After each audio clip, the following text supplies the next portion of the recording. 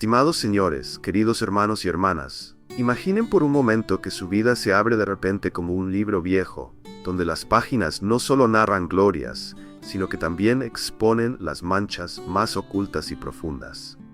Hoy no vamos a entrar simplemente en un sermón, sino en un viaje a través de los rincones del alma humana, donde la luz y la oscuridad se enfrentan, donde la verdad y la mentira chocan, donde incluso los elegidos pueden tropezar, pero también desde allí son levantados por la mano del Todopoderoso. He pasado 50 años escribiendo, observando, escuchando la voz de las personas a través de las letras, y he llegado a una certeza. No hay historia más poderosa que la escrita con la sangre, las lágrimas y la fe de seres humanos reales. Personas como Pedro, como Ananías, como Zafira y tal vez como nosotros mismos. Deténganse un segundo y pregúntense, si su vida quedara registrada en las páginas de la Biblia, ¿qué leerían los demás?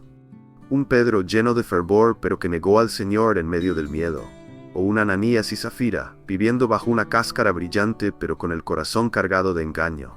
La Biblia no es un libro de héroes perfectos, sino un espejo que refleja nuestras debilidades, y más aún el poder de Dios cuando transforma esos fragmentos rotos en instrumentos en sus manos. Hoy, juntos, entraremos en los Hechos de los Apóstoles, donde Pedro, un humilde pescador, se convierte en una llama que incendia Jerusalén, y donde Ananías y Zafira caen como un eterno recordatorio del peligro de la falsedad. Esta no es solo una historia de hace 2000 años, sino un eco para su alma, aquí y ahora. Los invito a quedarse, no para escuchar un sermón árido, sino para sumergirnos juntos en lecciones vitales. Cómo mantenerse firmes cuando la tentación ruge. Cómo preservar la sinceridad cuando el mundo entero vive de apariencias. Y cómo, al igual que Pedro, hallar fuerza en nuestra propia fragilidad. Que la palabra de Dios hoy no solo roce sus oídos, sino que encienda su corazón, los transforme y quizá reescriba la historia de su vida. Ahora comencemos.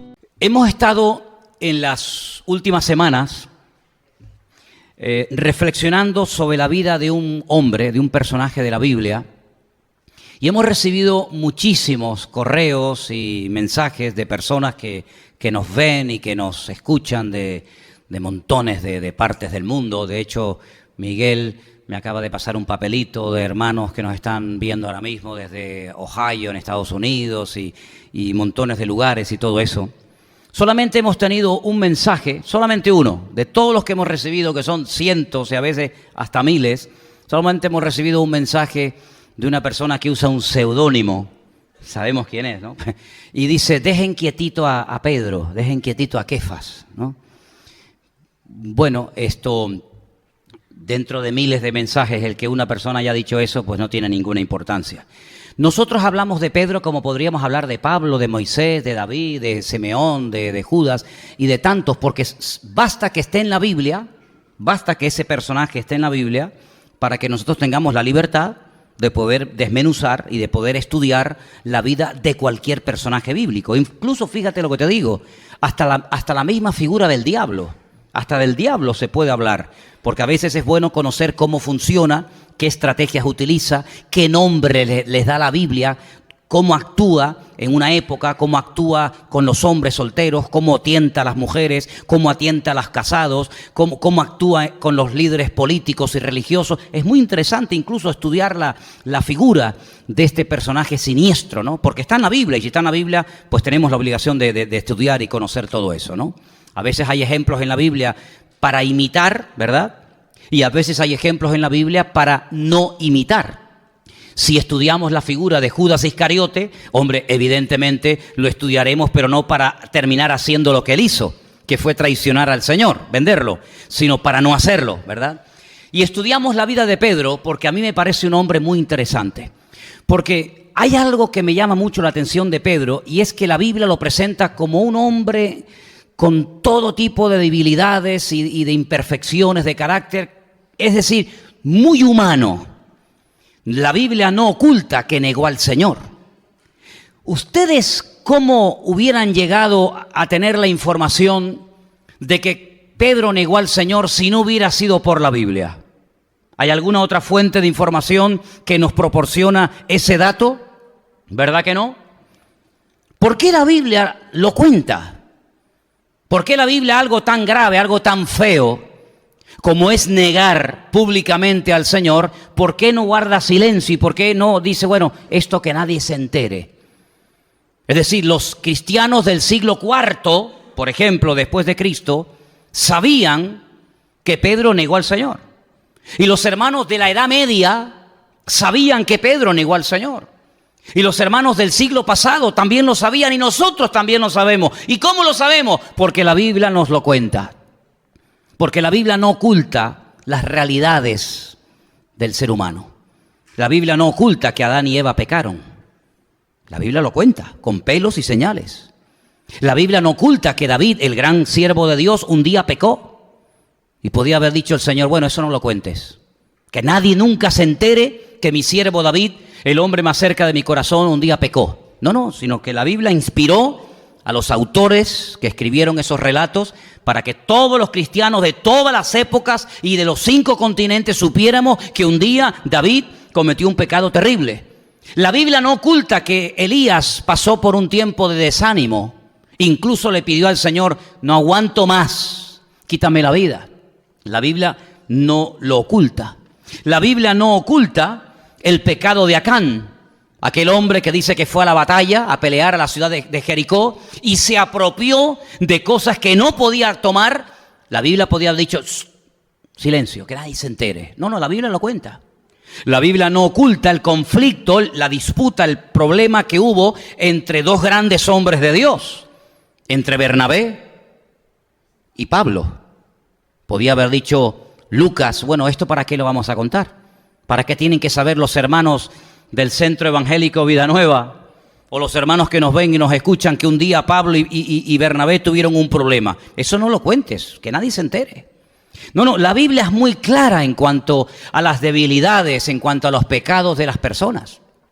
Y yo creo que una de las razones por las cuales el Señor no oculta, digamos, lo negativo o lo pecaminoso de las personas es para que no tengamos un falso concepto, una idea equivocada, errónea de dichas personas. Claro, si vemos a Abraham, a Moisés, a David, a Salomón y a todos los personajes de la Biblia siempre haciendo cosas maravillosas, nunca pecando, nunca cometiendo ningún tipo de equivocaciones, hermanos, sinceramente uno diría, esta gente más que seres humanos eran superhombres. Nunca pecaban, nunca se desanimaban, nunca eran tentados, nunca cometieron ningún pecado. No, en absoluto, en absoluto. Es más, hay un versículo en la carta que Santiago escribe que dice que Elías, fíjate de quién estamos hablando, uno de los profetas más grandes que jamás ha existido. Santiago dice que Elías era un hombre sujeto a pasiones semejantes como las de todos los hombres de toda la historia de la humanidad. Exactamente igual. Tenía sus altos y sus bajos, como tú y como yo. ¿Cuántos dicen amén? O tú después de conocer al Señor no has pecado nunca. Dice, no, yo pequé antes de conocerle. Sí, yo también. ¿Y después de conocerle? ¿Ya no pecaste más? No me digas. Ni uno se escapa, hermanos, ni uno. Pues mira, estamos estudiando la vida de Pedro precisamente por eso. Porque vemos que fue un hombre muy usado por el Señor, sin lugar a dudas. Porque vemos que fue un hombre que experimentó en su vida milagros y tuvo experiencias increíbles. Pero cuidado, Pedro era tan humano y era tan vulnerable como cualquiera de nosotros. La fortaleza que Pedro tuvo para no volver a negar al Señor es la misma fortaleza que tú y yo tenemos hoy para no negar ni para no pecar. Y es la gracia y la misericordia de Dios. Nada más que eso. No es que hayamos llegado a un nivel que ya el pecado no nos tienta, ni las tentaciones. No, olvídate. Si no fuera por la gracia y por la misericordia de Dios, ninguno de nosotros podríamos estar en pie en esta tarde ante la presencia del Señor. Créelo, Ni siquiera en eso podemos presumir, sino que toda la gloria, como hemos cantado, sea para nuestro Dios. Arrancamos con Pedro y lo hemos visto negando al Señor, sí, pero lo hemos visto restaurado por el Señor. ¿Cuántos lo recuerdan? Hemos visto a Pedro en el aposento alto, con iniciativa. Hemos visto a Pedro lleno del Espíritu Santo en el día de Pentecostés, Hechos capítulo 2. Lo hemos visto predicar en público. Lo hemos visto orar por un cojo de nacimiento Hechos capítulo 3, diciéndole aquella frase célebre, no tengo ni plata ni oro, mas lo que tengo te doy, en el nombre de Jesucristo levántate y anda. En los años 60 un periodista fue a visitar al Papa Juan XXIII al Vaticano y observando la Capilla Sistina y todas las cosas que allí están expuestas, le dijo el Papa Juan XXIII a este periodista, como usted puede comprobar, no podemos decir como Pedro, no tengo ni plata ni oro. Y el periodista dijo, efectivamente, su santidad tiene mucha plata y mucho oro, es verdad. Pero qué lástima que no puedan terminar de decir lo que también dijo Pedro. Pero en el nombre de Jesucristo, levántate y camina. ¿Verdad? Hemos visto a Pedro amenazado por las autoridades políticas y religiosas de la época, diciéndoles, no prediquen ni hablen nunca más de ese hombre. No queremos que se sigan haciendo milagros y prodigios y maravillas y que la gente cambie por el poder de ese Cristo que ustedes nos echan la culpa de que lo matamos nosotros. Y hasta ahora todo va de maravilla. Pedro cae, se levanta, es restaurado, es lleno del Espíritu Santo, pierde el temor a hablar en público, cosa que a mí también me tuvo que pasar porque no había peor castigo o peor consecuencia en mi vida que ponerme delante de una persona a hablar en público, porque era algo que no podía hacer, porque me quedaba tartamudo completamente y no podía desenvolverme, y Dios me tuvo que sanar en ese área de mi vida, y creo que lo ha hecho, ¿no? Creo que lo ha hecho. Y por eso cuando alguien, termino de predicar, no siempre, pero cuando alguien te dice, oye, qué bonita la palabra y la predicación, yo digo, dale gloria a Dios, porque si tú me llegas a conocer a mí, estoy completamente convencido que si hoy en día soy capaz de hablar en público es por la gracia de Dios, porque si fuera por mí, olvídate, salía corriendo y me iba ahora al partido del Tenerife. Así de claro, pero es la gracia de Dios, la misericordia de Dios. Y hasta ahora todo va muy bien. El jueves, cuando terminé de leer el capítulo 4, leímos por primera vez, en unos breves versículos, la historia de un hombre que se llamaba José, pero que los discípulos le cambiaron el nombre. Vamos a leerlo. Estamos en Hechos, seguimos en el libro de los Hechos, capítulo 4. Los cristianos vivían juntos, no había necesidades entre ellos, había una solidaridad y un espíritu de generosidad tremendo entre los hermanos. Y el capítulo 4 termina hablándonos de este personaje. Leo en el versículo 36, 4:36 de Hechos. Entonces José, a quien los apóstoles pusieron por sobrenombre Bernabé, que traducido es hijo de consolación, que era un levita natural de la isla de Chipre, como tenía una heredad, la vendió y trajo el precio y lo puso a los pies de los apóstoles. Es la primera vez que yo veo en el libro de los Hechos una persona que tiene una propiedad y la vende y da todo el dinero a la iglesia. La pone a los pies de los apóstoles, es decir, somete la decisión de lo que se va a hacer con ese patrimonio, con ese dinero, al criterio de los apóstoles. Eso significa la expresión que puso el dinero a los pies de los apóstoles. No significa que vino y es así, toma, y se lo tiró, sino como decir, mira, ahí está el dinero, ustedes administrenlo como crean conveniente. Y así termina el capítulo 4. Y hasta ahora, repito, todo va de maravilla. Pero el primer pero que encontramos en el libro de los Hechos de una mancha, de algo negativo, la encontramos en el capítulo 5. Y es de ese capítulo del que yo quiero hablar esta tarde y sobre todo de esa historia. Capítulo 5 del libro de los Hechos empieza con la palabra pero, muchos milagros, muchas sanidades, multitudes que se convierten, poder y autoridad por donde quieras y cuando quieras, pero, ay amigo, ¿se acuerdan un mensaje que yo di hace años hablando acerca de los peros de la Biblia? Has sufrido, has tenido paciencia, has probado a los que se dicen ser apóstoles, pero, tengo contra ti que has dejado tu primer amor. Los peros, qué feos son, ¿verdad? En la vida de todos nosotros hay un pero. Es un buen hombre, es una buena hermana, muy agradable, muy simpático, muy cariñoso, muy no sé qué, muy tal, ¿verdad? Pero, seguramente si le preguntas a tu mujer, dime, háblame, dice, sí, pero... Ah, que sí, no se lo preguntes porque te vas a salir con una depresión terrible del culto. Todas las iglesias tienen un pero, todas. Esta también, 1, 2, 3, 20 pero.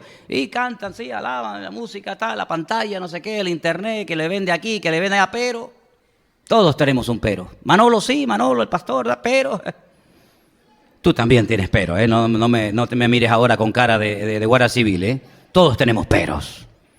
Y la iglesia primitiva también. Y tú dices, pero ¿cómo puede ser que en una iglesia tan grande, tan bendecida, con semejantes apóstoles? Mira, un día predicaba Pedro, otro día predicaba Santiago, otro día predicaba Juan. Era una iglesia que era una gloria aquello. Pero había un hombre llamado Ananías, con Zafira, su mujer, vendió una heredad, fíjate, igual que Bernabé, vendió una heredad. Y este dice, pues si él vendió una heredad, yo ¿por qué no lo puedo hacer? Y dice que vende la heredad y sustrae, quita del precio, sabiéndolo también su mujer, y trayendo solo una parte, y la puso a los pies de los apóstoles. Esto es muy fácil de entender, no hay que ser muy listo para entender esto. Estos señores, este matrimonio, tenían, vamos a decir, un terreno, y lo venden en 100.000 euros. No era obligatorio vender y traer dinero a la iglesia, no era una obligación, era algo que la gente quería hacer en un acto de generosidad y de apoyo a la obra. Y estos podían haber dicho, bueno, mira, hemos vendido la finca en 100.000 euros, vamos a dar a la iglesia una ofrenda de 10.000 euros. ¿Está bien? Pero no. Ellos quitan una parte, no sabemos cuánto, si un 10, un 20, un 30, un 40%, no sabemos. Y lo que hacen es que llevan a la iglesia el resto y quieren hacerle creer a la congregación y a los apóstoles que lo están dando todo, cuando es mentira. Podían haber dicho, mira Pedro, nosotros vamos a traer una parte del total que nos han dado por la venta. ¿Vale? Sí, perfecto, no hay problema. Como si no quiere dar nada. Pero no. Ellos quieren aparentar lo que no son. Quieren imitar una generosidad que no tienen. Y quieren en la iglesia recibir un reconocimiento que no merecen, porque así como Bernabé o José vendió la heredad y lo dio todo, ellos también quieren hacerle creer a la congregación y al liderazgo de la iglesia que ellos también, como José o como Bernabé, están haciendo lo mismo, pero es falso. Han sustraído una parte, pero quieren hacerle creer a la iglesia que son muy generosos y que son un matrimonio muy solidario con la obra y que lo están dando todo a la obra. ¿Me entendéis? Y entonces, ¿qué pasa?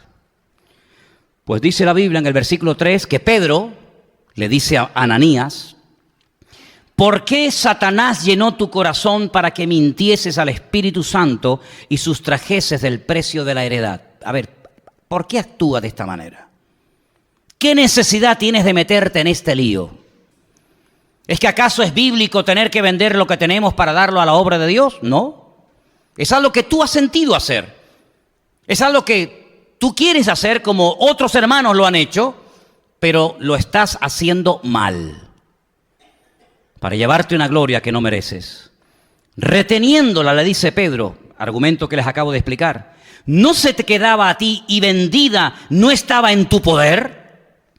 ¿Por qué pusiste esto en tu corazón? No has mentido a los hombres, sino a Dios. Es decir, lo que estás tratando es de hacerle creer a Dios, al mismísimo Dios, que eres un hombre tremendamente solidario y una persona tremendamente generosa para con su obra. Y no es verdad, no es así tu corazón. Y entonces, ¿qué es lo que ocurre? Al oír a Ananías estas palabras, cayó y expiró. Y vino gran temor sobre todos los que lo oyeron. ¿Cuántos dicen amén? Lo que no iba a permitir la iglesia en ningún momento es que la gente se acostumbrara a vivir de apariencias. Lo que no iba a permitir Pedro ni los apóstoles en aquel momento es que se comenzara a permitir en la congregación que personas aparentaran lo que no eran. Hemos leído hoy en los 2 últimos capítulos del libro de Apocalipsis, y lo expliqué, cuando Juan dice, el que es injusto siga siendo injusto, el que es inmundo siga siendo inmundo, como diciendo, si después de haber visto, si después de haber comprobado todo lo que ha ocurrido, seguís practicando injusticia, siguen practicando la inmundicia, sigan ahí, pero el que es justo siga practicando la justicia todavía. ¿Me explico? Es decir, Ananías y Zafira no tenían ninguna obligación de vender nada y traer todo el contenido de dicho dinero a la obra. En ningún momento eso era parte de la doctrina. En ningún momento eso era una obligación sí o sí impuesta por el liderazgo. No, señor, eso era algo voluntario. Y si usted quiere vender una finca y gastarse todo su dinero e invertirlo en un negocio, allá usted.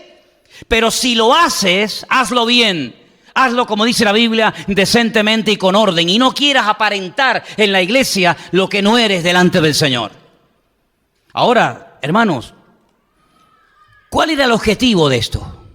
El objetivo de esto era imitar la generosidad de otros miembros de la iglesia, como por ejemplo la de Esteban. Perdón, la de Bernabé. En la iglesia, hermanos, hay cosas que no se pueden imitar. En la vida cristiana tú no puedes vivir de imitar a fulano o de imitar a mengano. Si tú no tienes fe, admite que no tienes fe. Si tú no tienes amor por las almas perdidas, no quieras aparentar que tienes un corazón tremendo por las almas perdidas. Si tu vida no es una vida de santidad, ¿para qué aparentas que vives en santidad? En otras palabras, la Biblia no le va a permitir absolutamente a nadie, se llame quien se llame y sea quien sea, que viva en la iglesia de una apariencia, porque en el mundo hoy en día se vive de la apariencia, pero en la iglesia el Señor sabe lo que somos y lo que no somos. ¿Cuántos dicen amén? Mira Pedro cuando en el capítulo 3 va a orar al templo y él se encuentra con aquel cojo de nacimiento, él admite, él no dice, no, yo estoy muy bien económicamente, yo estoy nadando en la abundancia. A ver, ¿qué quieres? No, él admite, él no tiene ningún temor, porque no es ninguna humillación, sino es un acto de humildad al decir, mira hijo, no te puedo dar nada porque no tengo nada. No es que no quiera ayudarte, es que no tengo ni plata ni oro, no tengo patrimonio. Pero yo tengo algo que te puede solucionar la vida, y no solamente para que comas hoy y mañana otra vez a pedir, sino te voy a dar lo que Dios me ha dado a mí, que es el poder de orar por ti y que el Señor se glorifique sanándote en el nombre de Jesús. Así que levántate y camina. Y yo dije en ese día que es muy importante que reconozcamos delante del Señor y a nosotros mismos qué es lo que tengo y qué es lo que no tengo. Porque el mundo, como ya acabo de decir, vive de las apariencias. ¿Cómo estás? Bien. ¿Cómo va todo? Bien, todo bien. Mentira. Sin embargo, delante del Señor, un paso muy importante es reconocer que necesito ayuda. Cuando el Señor da aquel hermoso mensaje que yo lo he llamado la constitución del reino, el famoso Sermón del Monte, Mateo 5, 6 y 7, lo pueden leer, capítulos extraordinarios. La primera bienaventuranza es un golpe al ego. Bienaventurados los pobres en espíritu, porque ellos verán a Dios, ¿verdad? En otras palabras, bienaventurados los que reconocen que necesitan la riqueza espiritual de Dios.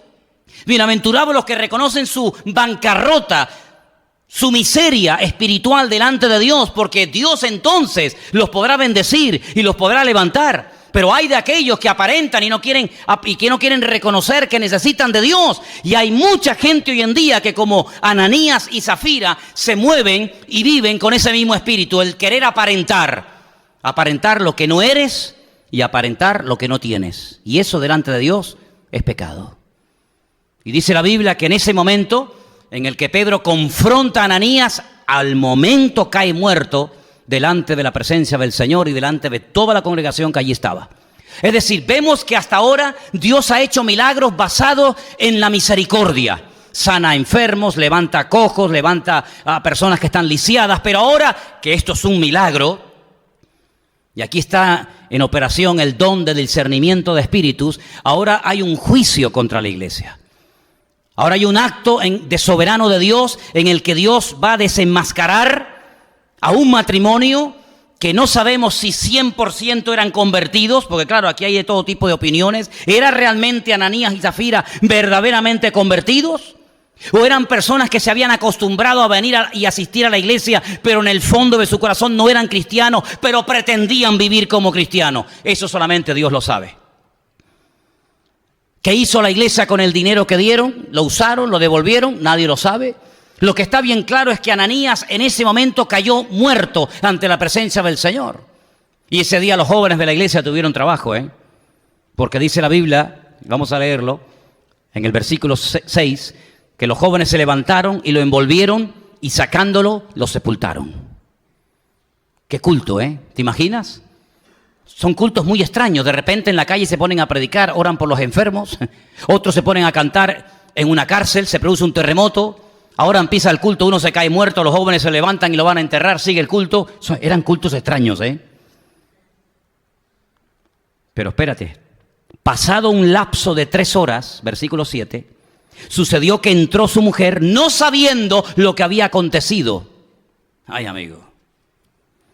Entonces Pedro le dijo, dime, ¿vendisteis en tanto la heredad? Y ella dijo, sí, en tanto. Ahí vuelve a mentir. Podía haber dicho, no, Pedro, no. Nosotros hemos vendido la finca, el terreno, en tanto dinero, y mi marido y yo hemos decidido tomar una parte de ese dinero que hemos vendido, ¿verdad? Como tenemos, y ayudar a la iglesia. Pero cuando Pedro le dice, ustedes vendieron la finca en tanto dinero, ella no reconoce que está mintiendo, sino que vuelve otra vez a insistir diciendo, sí, efectivamente, en ese dinero fue el que nos dieron. Ay, amigo, desaprovechó una oportunidad de oro. Yo siempre he dicho, hermanos, que en la vida cristiana, en la vida misma, se van a presentar oportunidades. Aprovéchalas. Aprovecha las oportunidades que Dios te da. Dice la Biblia, y el domingo pasado lo decía, si oyereis hoy su voz, no endurezcáis vuestros corazones. Eso de que, bueno, ya mañana lo voy a pensar. No te jactes del día de mañana, dice Proverbios 27:1, porque tú no sabes qué dará de sí el día. Entonces ella dice, sí, en tanto la hemos vendido. Y entonces, ¿qué ocurre? Versículo 9, Pedro le dijo, ¿por qué convinisteis en tentar al Espíritu del Señor? He aquí a la puerta los pies de los que han sepultado a tu marido, y también te van a sacar a ti ahora mismo. Al instante ella cayó a los pies de él y expiró. Y cuando entraron los jóvenes, se encontraron otro fiambre. Ya habían sacado a uno. Y dice yo, pero ¿qué pasa hoy en el culto? Como sigan así, vamos a tener que montar una funeraria Vida Nueva. Que vamos a enterrar a uno, ahora a otro. Bueno, Pedro, mátalos a todos de golpe para que no estemos entra, sale. Entraron los jóvenes, la hallaron muerta, la sacaron y la sepultaron junto a su marido. Y ahora dice versículo 11, y vino gran temor sobre toda la iglesia y sobre todos los que oyeron estas cosas. Vamos, como para pasarse, como para pasarse con Pedro. Pues dice, ¿se acuerdan ustedes aquella historia cuando el profeta Elías sube a lo alto de una montaña? Todo esto está en el Antiguo Testamento. Y dice la Biblia que un rey lo manda a llamar y manda a un capitán con, creo que eran 50 soldados, y desde el valle grita al varón de Dios, al profeta que está en lo alto de la montaña, y le dice, varón de Dios, baja que el rey te está llamando. Así como tomándoselo un poco a la ligera, ¿no? Eso de varón de Dios. Y le dice el profeta que está arriba en la montaña, si verdaderamente yo soy un hombre de Dios, que caiga fuego del cielo ahora mismo. Y ¡bum! Cayó fuego y se los cargó a todos. El rey dice, mándame a otros 50 con el correspondiente capitán. El capitán dice, hombre de Dios, como así, como con, ¿cómo decimos en Canarias? Con tintín, con rintintín, ¿no? Si eres hombre de Dios, baja. Y le dice Elías, si yo soy verdaderamente hombre de Dios, que quede bien claro hoy delante de ti. ¡Fum! Y cayó fuego del cielo. ¿Sabes cómo fue el tercer grupo? Se tiraron en tierra. Le dijeron, por tu madre, Elías. Por favor, Elías, hombre de Dios, baja. Ok. El respetito es muy bonito, decimos en Canarias. Ahora sí. Y bajó y fue a hablar con el rey. Hay gente que se toma a broma las cosas de Dios. Maridos inconversos que se ríen de sus esposas cuando las ven orar o leer la Biblia o venir a la iglesia. Ándate con ojo. No vayas de chulito por la vida. Ándate con ojo, amigo. Hijos que se ríen de los padres cuando cuentan su testimonio o dicen que quieren servir al Señor y vienen a la iglesia. Las cosas del Señor son muy sagradas. Al Señor, a Dios, no solamente hay que amarlo con todo el corazón, con todo el alma y con todas las fuerzas, sino que también a Dios hay que respetarlo y temerlo. El principio de la sabiduría es el temor, el respeto a Dios. El hombre ha perdido el respeto a Dios, hasta blasfema el nombre de Dios. En este país se blasfema contra el nombre de Dios cada día. Y este milagro, este juicio que cayó en la iglesia, porque ¿quién mató a Ananías? ¿Quién mató a Zafira, su mujer? ¿Pedro? ¿Quién fue el que lo hizo? Díganlo ustedes, no tengan miedo. ¿Quién lo hizo? Ah, lo hizo Dios. Ah, claro que sí. Pero Dios no es amor. Claro, claro que sí. ¿Quién ha dicho lo contrario? Claro que Dios es amor. Y si no fuera por el hecho de que Dios es amor, ni tú ni yo estaríamos hoy aquí en esta iglesia. Porque si Dios solamente fuera justicia, si Dios solamente fuera justo y no amor, tú y yo hoy estaríamos muertos. Pero gracias a Él, de que es amor, pero no te olvides nunca, no te olvides, amigo, de que Dios también es justo. Y Él ha dicho en su bendita y poderosa palabra que la paga, la consecuencia, el resultado del pecado, ¿cuál es? La muerte. Y si lees la Biblia en alemán, el versículo te dice lo mismo. Y si la lees en hebreo te dice lo mismo. Y si la lees en árabe te dice lo mismo. En el idioma en el que la leas, la Biblia dice que la paga, la consecuencia a corto y a largo plazo del pecado es la muerte. Lo que pasa es que hay algo que al hombre le da como una falsa confianza. ¿Sabes cuál es? Que Dios, cuando cometes un pecado, generalmente no te condena o no te juzga al momento. Y eso es lo que le da alas al pecador, decir, ¿ves? Mira, ¿qué? Tú vas a la iglesia, te vas de santita, vas a la iglesia, no sé qué, yo acabo de pecar, acabo de hacer esto y a mí no me ha pasado nada, ¿Te das cuenta? Esa es la falsa confianza, el filo de la navaja en la que muchos viven. Y sacan pecho y presumen del pecado. Dice la Biblia, ay de aquellos que son valientes para emborracharse. Ay de aquellos que tienen valor para pecar, pero no tienen valor para confesar que el Señor es el Señor de señores y el Rey de reyes. Ay de aquellos que tienen valor para el mal, pero son cobardes para hacer la voluntad de Dios en su vida. Amén, hermanos. Pero en este caso no fue así. En este caso la justicia de Dios fue fulminante. Primero el marido y después la mujer. Y los dos fuera. Y dice que vino gran temor a la iglesia. ¿Saben una de las cosas que yo noto en muchos que se llaman cristianos? Que se toman la vida cristiana a la ligera. Pero sin embargo después los ves en su puesto de trabajo con una puntualidad y con una seriedad alucinante. Pero luego llegan tarde al culto, vienen cuando les da la gana, cuando quieren leen la Biblia, cuando quieren no la leen. Ahora me congrego, mañana no me congrego. Ahora oro, mañana no oro. Sin embargo, cuando los ves en su puesto de trabajo o en sus estudios o en su carrera o a lo que se dediquen, son puntuales. No se les ocurriría nunca llegar siempre tarde al puesto de trabajo porque sabes que te echan a la calle, amigo, ¿verdad? Nunca te plantea decir, mañana que es lunes, mañana es lunes, ¿no? ¿Sí o no? Mañana no voy a trabajar. Me duele un poco la espalda. Mañana no me despiertes que no voy. Mamá, mañana no me despiertes que no voy a... Pero tienes un examen mañana de matemática. Es un examen final, sí, pero no siento el ir. Ni se te ocurre, ni se te pasa por aquí el actuar de esa manera. Pero sin embargo, después para las cosas de Dios, una ligereza, una superficialidad, una vida light, total y absoluta. Y eso es lo que en este capítulo 5 estamos viendo, que no se iba a tolerar ni se iba a permitir dentro de la iglesia personas que aparentaran y vivieran en una falsa realidad. Usted no es generoso, usted probablemente no es ni cristiano, usted ni probablemente tiene el deseo de dar esa ofrenda a la obra, pero usted lo que quiere es que le aplaudan, que usted sea el protagonista, que la gloria en vez de llevársela a Dios te la lleves tú. Y no vamos a permitir en la casa de Dios esos tresmanejes y esos desórdenes. Y los dos cayeron muertos.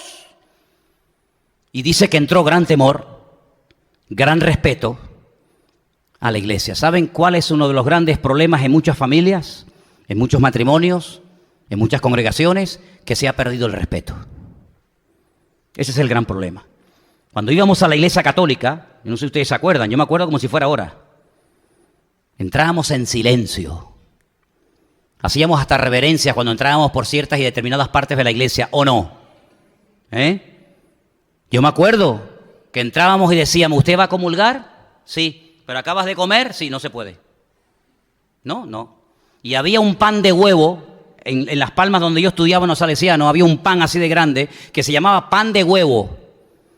Y me encantaba. Pero cuando teníamos que comulgar, no podíamos comernos el pan de huevo. Ni el bocadillo que nos hacía nuestra madre, porque era pecado comulgar si no habías comido. Y había un respeto, y había una educación que se ha perdido. Y claro, como ahora decimos que Dios no vive aquí, como ahora decimos que esto es un local que utilizamos para predicar la palabra, unos entran corriendo, el otro se pone a hablar del partido de fútbol de ayer en plena iglesia, el otro llega tarde, el otro le está hablando al otro mientras el pastor predica, y se ha perdido ese respeto, y la pregunta es, ¿cómo podemos recuperar eso? ¿Cómo se puede volver a recuperar el respeto de los hijos hacia los padres? Porque en este país hay padres que le tienen pánico a sus hijos. En este país hay hogares donde los hijos son los que mandan y los padres son los que obedecen. En este país es un delito el que tú le llames la atención o corrijas a tu hijo porque te pueden denunciar y terminar en la cárcel, amigo. ¿Qué te parece?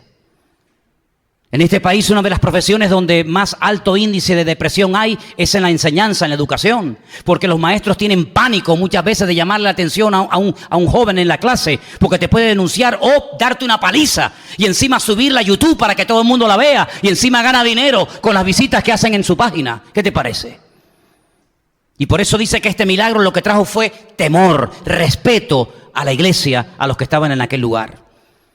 En otras palabras, los cristianos no eran personas que, bueno, este es cristiano, pero nada, olvídate, este miente igual que todos, olvídate. Va a la iglesia, pero este, igual que los demás, el mismo perro con distinto collar, dicen algunos. ¿No han oído ese refrán? Este es cristiano, este es cristiano. Como decimos en Canarias, si este es cristiano, guárdame un cachorro. ¿No dicen así? Este es cristiano, venga, ven, cristiano. Y ayer estaba, que lo vi yo. Terrible, ¿eh? Terrible. Y por eso digo que el testimonio cuesta mucho mantenerlo, pero tumbarlo, tirarlo por tierra, no cuesta absolutamente nada. La gente de este barrio que nos conocen hace ya muchos años, tienen que ver en nosotros un modelo, un estilo de vida diferente. Porque esta gente de la Biblia vivía, actuaba y se comportaba de una forma diferente. Y nosotros, aunque no vivimos en comunidad como aquellos del primer siglo, tenemos que demostrar cuando estamos en esa puerta que hablamos diferente, que somos diferentes, que actuamos diferente. Porque ese es el testimonio más poderoso, más que una palabra, una predicación o una canción que puedan escuchar. ¿Cuántos dicen amén?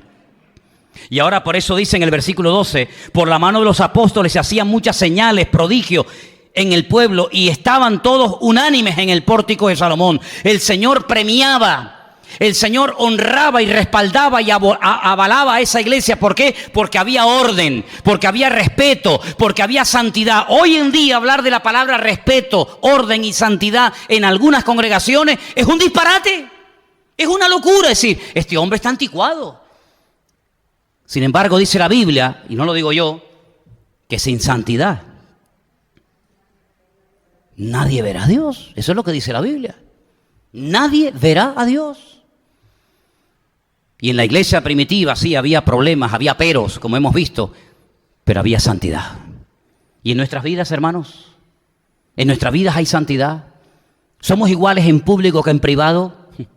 ¿Somos iguales dentro que fuera de la iglesia? ¿Cómo son nuestras conversaciones? ¿Nuestros deseos? ¿Qué se mira en internet cuando nadie te observa?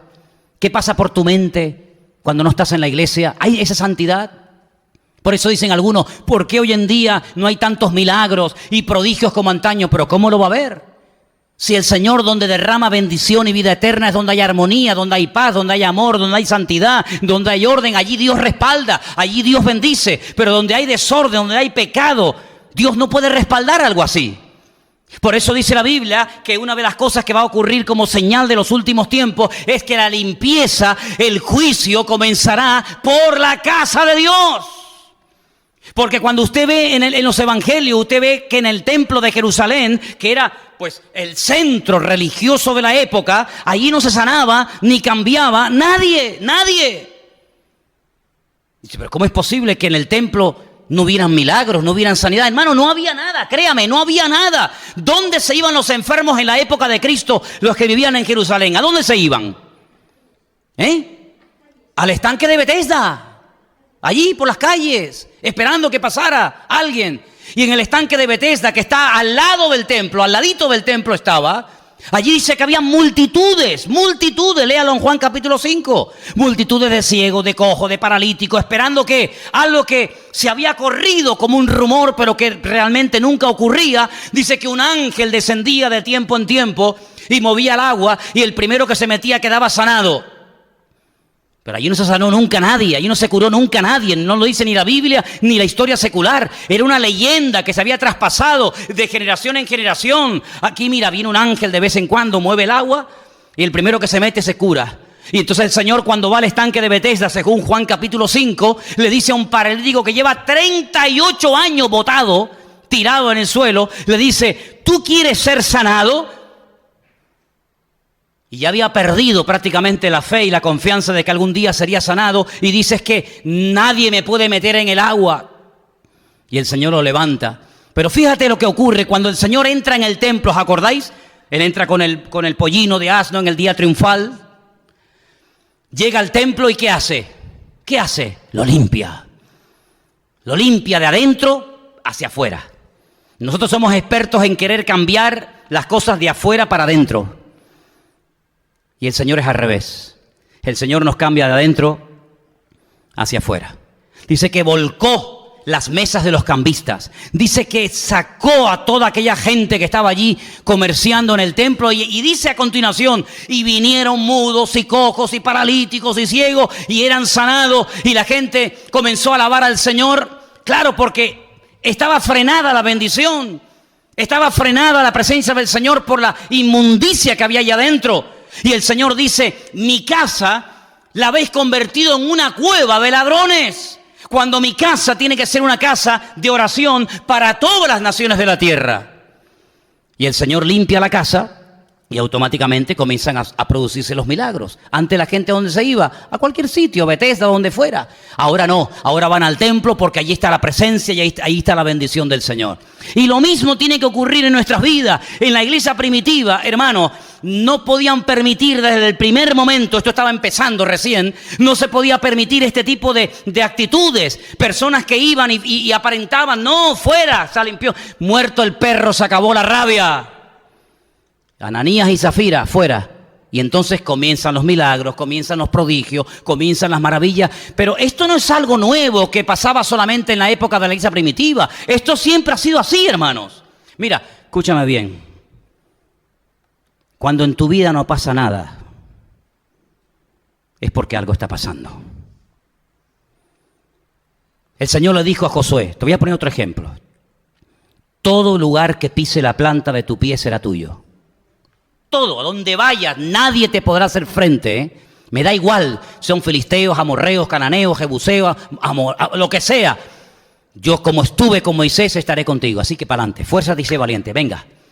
Fueron a Jericó, las murallas cayeron por el poder de Dios, de arriba abajo. Al día siguiente, o a los pocos días, van a pelear contra una pequeña población llamada Jai. Hacen el ridículo, pierden la batalla. Hombres mueren. Josué se rasga las vestiduras y dice, Señor, esto no es lo que tú me has dicho. No es una de cal y una de arena, un día gano y otro día pierdo, no. ¿Por qué ayer ganamos a la grande y hoy a la pequeña perdimos? ¿Por qué? Y el Señor señala con el dedo y dice, porque hay pecado entre el pueblo. Esa es la razón. Siempre es igual. Siempre es igual. Tú dijiste que nadie cogiera nada. Tú dijiste que nadie tomara nada, sino que todo se iba a dedicar al Señor, y hay una persona entre el pueblo. Ahora estamos hablando de un pueblo de casi 2 millones de personas, ¿eh? ¿Cómo iba a saber Josué en 2 millones de personas quién fue el que pecó? Es imposible. Imposible. Cuando tú pecas no te salen así unos pelos así, se te pone el pelo verde y unas verrugas, ¿no? Sí, mira, ese no se ve. Pero lo que el hombre no ve, el Señor sí lo ve. No es que yo haya fallado, Josué, yo no fallo, yo soy el mismo. El problema es que no se han cumplido los requisitos. Que se levante el pueblo mañana temprano en la mañana y empiezan a pasar, claro, imagínate tú, familias enteras, miles y miles de personas. Vete tú a saber quién fue el que pecó. ¿Quién fue? Y el Señor le dice, para, ese es. Un tal Acán. ¿Os acordáis la historia? Dice, quítalo de en medio. Quita el cáncer del medio. Cuando quitaron al personaje este del medio, dice, ahora vete a pelear otra vez. Ganaron la guerra. ¿Cuántas guerras tú has ganado? ¿Cuántas batallas espiritualmente hablando tú has ganado? Muchas, ¿verdad? ¿Y cuántas has perdido? También unas cuantas, ¿verdad? ¿Sabes por qué las has perdido? Porque cuando se va la santidad y la comunión con Dios, el diablo se ríe en tu cara. El diablo se ríe en tu cara. Por eso hay personas que, sí, ahora estoy bien, mañana estoy mal, ahora creo, ahora no creo, ahora estoy aquí saltando y brincando alabando a Dios, mañana estás con una cara que te llega hasta los zapatos. ¿Por qué? Porque cuando tú le das lugar a lo que no es de Dios, lo primero que se pierde es el gozo. ¿Cuántos lo saben? Lo primero que se va es el gozo. ¿Quién tiene ganas de reírse cuando la novia no te habla? ¿Quién tiene ganas de reírse y de alabar a Dios cuando alguien no te ha saludado o te ha hablado mal como tú pensabas que no merecías? Entonces se te nota en la cara, amigo. Y el diablo no solamente lo nota en la cara, sino lo nota en tu espíritu. Y el diablo dice, con este, aunque haya predicado el mes pasado, aunque haya cantado hace media hora, aunque se llame pastor, reverendo, obispo, apóstol, diácono, lo que sea, con este hago yo lo que me da la gana cuando quiera. Porque sé que una cosa pequeña lo derrota, imagínate con la cosa grande. ¿Te das cuenta? Por eso, amados hermanos, en la iglesia primitiva, Ananías y Zafira no eran dignos de permanecer ni un minuto más. ¿Tú te imaginas a los jóvenes de la iglesia llevando a Ananías y diciendo, oye, ¿sabes que este hombre ha muerto hoy en el culto? Sí, pero ¿sabes por qué, no? Pues mira, por esto, pues madre mía, no veas. Y cuando entran al culto, dice Pedro, a esta se la llevan también y la entierran. Los jóvenes, ¿cómo vivir? ¿Con qué santidad? ¿Con qué temor de Dios tendrían que vivir los jóvenes ahí dentro? Le diría uno a otro y dice, no te pases ni un pelo, ¿eh? No te pases ni un pelo que te tranca Pedro. Te echa la mirada esa que tiene él así profunda, te mete los ojos así por dentro y te dice, o te arrepientes o te sacan a ti también, ¿eh? ¡Qué temor de Dios! Voy a leer un poquito más adelante. Sigo leyendo el versículo 15. Dice que había tantos milagros y presencia del Señor que ponían a los enfermos en las calles. Ni siquiera los llevaban al culto, los ponían ahí en las calles. Y los ponían en las camas y en los lechos para que al pasar Pedro, a lo menos su sombra cayese sobre alguno de ellos. Y aún de las ciudades vecinas venían muchos a Jerusalén trayendo enfermos y atormentados de espíritus inmundos, y todos eran sanados. Pero ¿cómo no voy a hablar de Pedro, hombre? ¿Cómo no voy a hablar de Pedro, Barak Shalom, o como rayo te llames ahí en internet? ¿Cómo no voy a hablar de Pedro? ¿Cómo no voy a hablar de Pedro, por favor?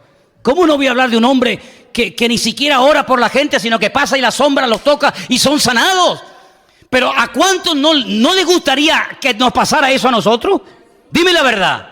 Oye, sería una pasada venir al culto y que todos los enfermos del barrio digan, va a empezar el culto, saquen a los enfermos a la calle y vengan a las ambulancias de la residencia Candelaria, del hospital, y los pongan todos ahí, porque ahora esta gente va a empezar el culto a las 6:30, prepárense, y todos los enfermos ahí. Y nosotros, no, sin orar, sin nada, ni buenas tardes, sino pasando, y de repente el otro se levantó, el otro salió corriendo, el otro... ¿Sería? ¿Sabes cuántas miles de personas se pondrían en esa calle esperando que llegáramos nosotros? Sería una pasada. Pues hermanos, el poder de Dios no ha cambiado y tenemos que orar para que el Señor derrame de su gloria y para que se hagan milagros, señales y prodigios, porque la gente, hermanos, está tan endurecida que le habla, y es como cuando le echas agua al pato, le resbala la palabra como el agua, pero cuando vean el poder de Dios, sus conciencias van a ser sacudidas, y necesitamos urgentemente que Dios derrame su gloria sobre esta tierra. Pero para eso tiene que haber un requisito indispensable e insustituible, y es la santidad y el orden y la limpieza en la casa del Señor. ¿Cuántos dicen amén? Versículo 17. Levantándose el sumo sacerdote, otra vez de verdad, levantándose, y todos los que con él estaban, esto es la secta de los saduceos, se llenaron de celos. ¿Tú sabes que los saduceos eran religiosos, pero dice que no creían en la resurrección de los muertos? Pero ¿cómo puede ser una persona creyente y no crea en la resurrección de los muertos? No, ni en ángeles tampoco creían. ¿Pero qué creyentes son estos? Bueno, es que hoy en día hay creyentes ¿Que no creen en los milagros? ¿Cómo? ¿Que un creyente no cree en los milagros? Sí, así. Es decir, estos son sumos sacerdotes, había dos, Anás y Caifás, uno era del gremio, del grupo de los saduceos y otro de los fariseos, y habían unos que no creían en la resurrección de los muertos ni en ángeles. Bueno, ¿y qué tipo de creyentes son estos? Bueno, pues como hoy en día te encuentras a creyentes que le dicen, tú sabes que yo fui a la iglesia endemoniado, endemoniado, y el Señor me liberó, y te dice, no, pero eso era una cosa de bipolar, ¿no? Que bipolar no, ni polar, ni dorada, ni pilsen. Eso era una posesión diabólica, amigo. Y el Señor me liberó. Y te dicen, no, yo no creo en eso. Pastores que dicen que ya no hay milagros, como los saduceos, y estos eran los que tenían poder y autoridad. Es increíble. Y entonces dice, le echaron mano a los apóstoles y los pusieron en la cárcel pública, mas un ángel del Señor, abriendo de noche las puertas de la cárcel, los sacó fuera y les dijo, id y puestos en pie en el templo, anunciad al pueblo todas las palabras de esta vida. Habiendo oído esto, entraron por la mañana en el templo y enseñaban. Entre tanto vinieron el sumo sacerdote y los que estaban con él y convocaron al concilio y a todos los ancianos de los hijos de Israel y enviaron a la cárcel para que fueran traídos. Ay, amigo, esto es buenísimo. Cuando llegaron los alguaciles no los hallaron en la cárcel. Entonces volvieron y dieron aviso diciendo, por cierto, la cárcel hemos hallado cerrada con toda seguridad. Y los guardas afuera de pie ante las puertas, mas cuando abrimos, a nadie hallamos dentro.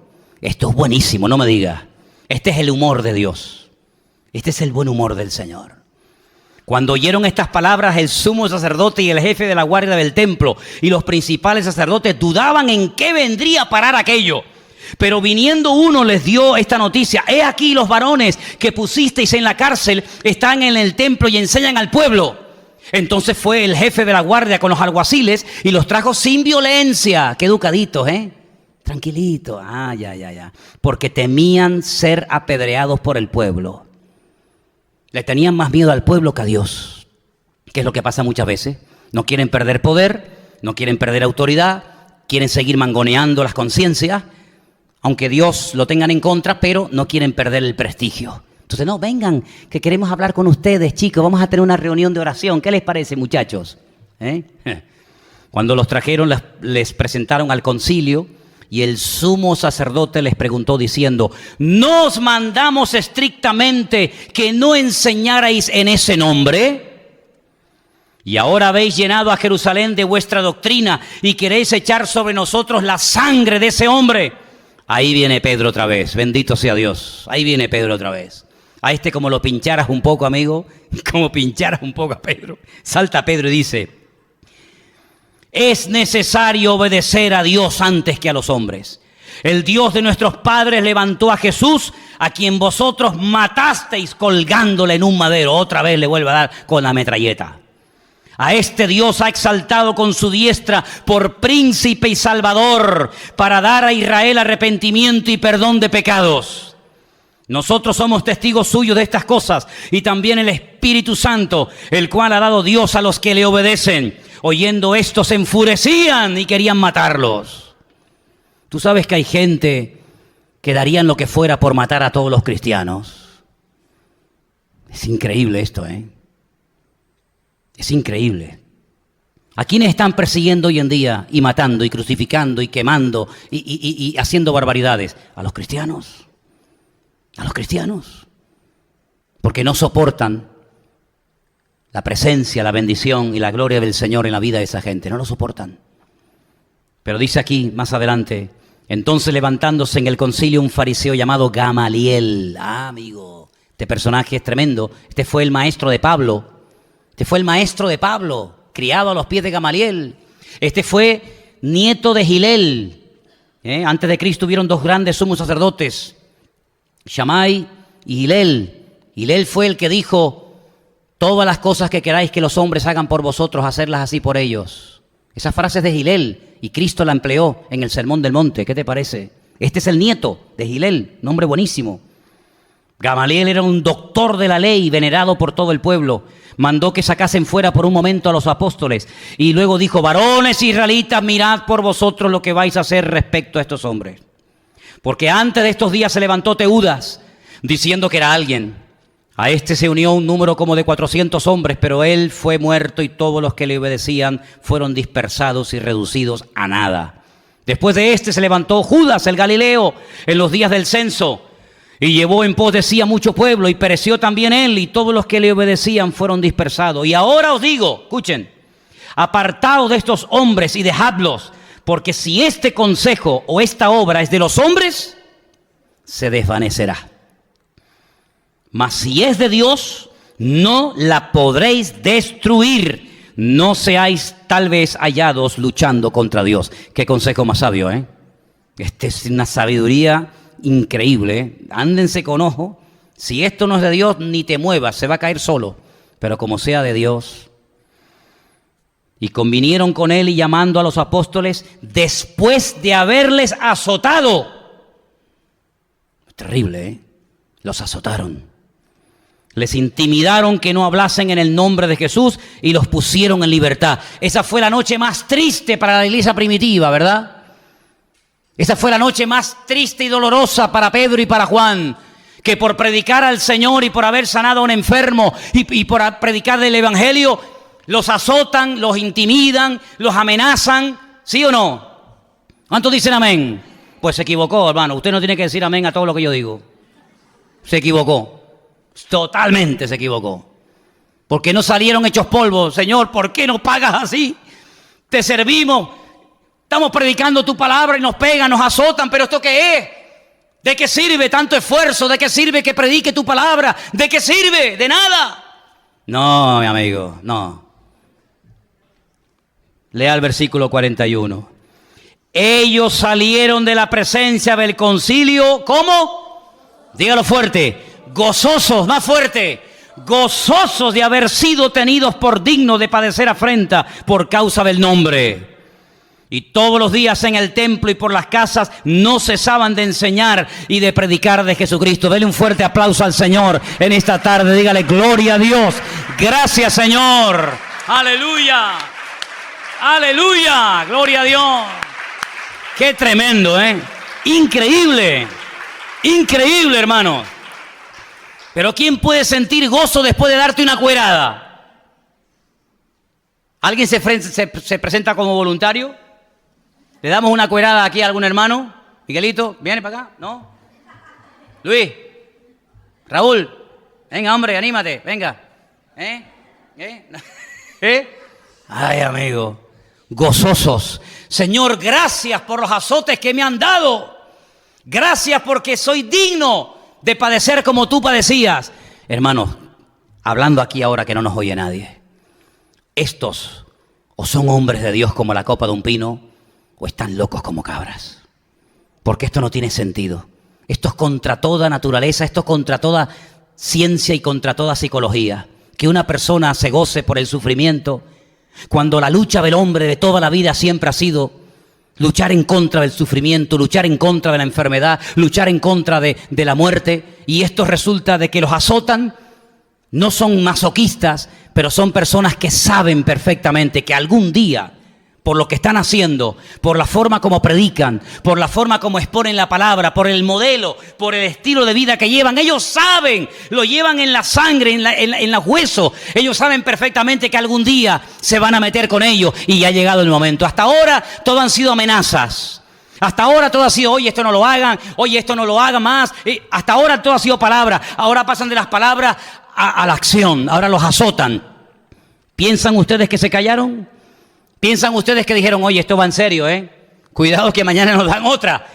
Enseñaban cada día en el templo y por las casas y no cesaban de enseñar y de predicar de Jesucristo. ¿Cuántos dicen amén? ¿Cómo no van a convertirse miles de personas? ¿Cómo no va a llegar el Evangelio hasta nosotros hoy en día con este tipo de personas? ¿Cuál es el secreto de todo esto? ¿Qué hay detrás de esto? Vamos a ser sinceros. ¿Se drogarían? ¿Sería que tomaban un alucinógeno, una droga que les daba una capacidad?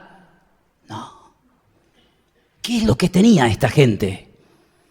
¿Se puede tener eso hoy en día? ¿Podemos nosotros vivir así? Lo que tenían era una confianza y una fe en Dios a prueba de bombas. Y eran personas que se habían tomado en serio el Evangelio. Eran personas que estaban dispuestos a morir por la causa de Cristo. Eran personas que aguantaban lo que fuera, porque para ellos era un privilegio padecer por la causa de Cristo. 2000 años han pasado desde esta historia que les acabo de contar hasta hoy en día. Y alguien dijo en cierta ocasión, y yo simplemente repito, si hoy en día cayeran en las iglesias muertos, los que viven en pecado, los que viven en desorden, ¿cuántos caerían muertos en cada culto? ¿Cuántos? Si por mentir, si por querer aparentar, cayó un matrimonio muerto un día en un culto, 2000 años después, con todas las barbaridades que se predican y se enseñan hoy en día desde los púlpitos, asustando y mangoneando a la gente, cayeran todas esas personas muertas, amigo, ¿cuántas personas verdaderamente quedarían en pie? Tenemos que pedirle al Señor que derrame espíritu de santidad entre nosotros. Hoy en día se mide el éxito de un ministerio, de una iglesia, por el número de personas que tienen. Bueno, tiene una iglesia de 1000, pues será más importante o más ungido que el que tiene 200, o el que tiene 100, o el que tiene 10, o el que tiene 15.